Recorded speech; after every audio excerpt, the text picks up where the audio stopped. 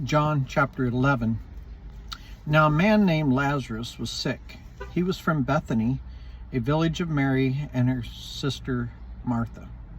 This Mary, whose brother Lazarus now lay sick, was the same one who poured perfume on the Lord and wiped his feet with her hair. So the sisters sent word to Jesus, "Lord, the one you love is sick." When he heard this, Jesus said, "This sickness will not end in death. No, it is for God's glory, so that God's Son may be glorified through it." Now Jesus loved Martha and her sister and Lazarus. So when he heard that Lazarus was sick, he stayed where he was 2 more days, and then he said to his disciples, "Let us go back to Judea." "But Rabbi," they said, "a short while ago the Jews there tried to stone you, and yet you are going back?" Jesus answered, "Are there not 12 hours of daylight? Anyone who walks in the daytime will not stumble, for they see this world's light. They see by this world's light. It is when a person walks at night that they stumble, for they have no light." After he said this, he went on to tell them, "Our friend Lazarus is fallen asleep, but I am going there to wake him up." His disciples replied, "Lord, if he sleeps, he will get better." Jesus had been speaking of his death, but his disciples thought he meant natural sleep. So then he told them plainly, "Lazarus is dead, and for your sake I am glad I was not there, so that you may believe. But let us go to him." Then Thomas, also known as Didymus, said to the rest of the disciples, "Let us also go, that we may die with him." On his arrival, Jesus found that Lazarus had already been in the tomb for 4 days.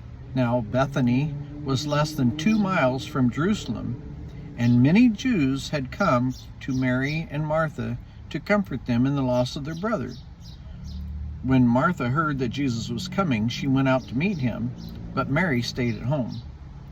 "Lord," Martha said to Jesus, "if you had been here, my brother would not have died.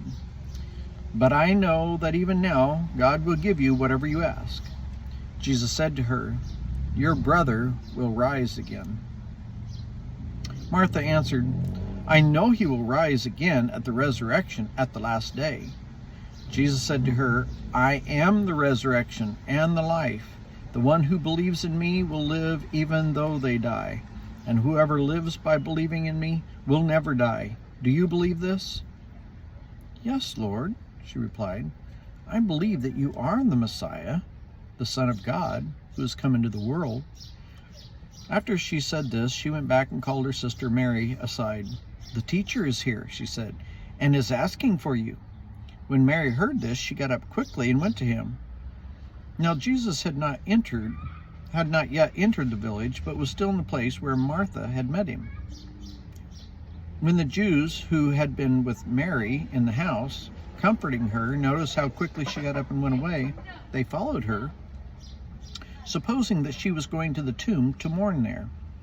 When Mary reached the place where Jesus was and saw him, she fell at his feet and said, "Lord, if you had been here, my brother would not have died." When Jesus saw her weeping, and the Jews who had come along with her also weeping, he was deeply moved in spirit and troubled. "Where have you laid him?" he asked. "Come and see, Lord," they replied. Jesus wept. Then the Jews said, "See how he loved him." But some of them said, "Could not he who opened the eyes of the blind man have kept this man from dying?" Jesus, once more deeply moved, came to the tomb. It was a cave with a stone laid across the entrance. "Take away the stone," he said. "But Lord," said Martha, the sister of the dead man, "by this time there is a bad odor, for he has been there 4 days." Then Jesus said, "Did I not tell you that if you believe, you will see the glory of God?" So they took away the stone. Then Jesus looked up and said, "Father, I thank you that you have heard me. I knew that you always hear me, but I said this for the benefit of the people standing here, that they may believe that you sent me." When he had said this, Jesus called in a loud voice, "Lazarus, come out." The dead man came out, his hands and feet wrapped with strips of linen and a cloth around his face. Jesus said to them, "Take off the grave clothes and let him go." Therefore, many of the Jews who had come to visit Mary had seen what Jesus did, believed in him. But some went to the Pharisees and told them what Jesus had done. Then the chief priests and the Pharisees called a meeting of the Sanhedrin. "What are we accomplishing?" they asked. "Here is this man performing many signs. If we let him go on like this, everyone will believe in him. And then the Romans will come and take away both our temple and our nation." Then one of them, named Caiaphas, who was the high priest that year, spoke up. "You know nothing at all. You do not realize that it is better for you that one man die than for the people than that the whole nation perish."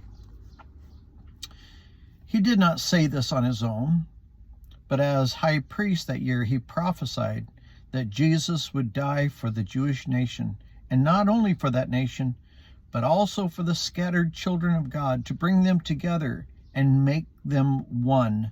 So from that day on, they plotted to take his life. Therefore, Jesus no longer moved about publicly among the people of Judea. Instead, he withdrew to a region near the wilderness, to a village called Ephraim, where he stayed with his disciples. When it was almost time for the Jewish Passover, many went up from the country to Jerusalem for their ceremonial cleansing before the Passover. They kept looking for Jesus, and as they stood in the temple courts, they asked one another, "What do you think? Isn't he coming to the festival at all?" But the chief priests and Pharisees had given orders that anyone who found out where Jesus was should report it so that they might arrest him.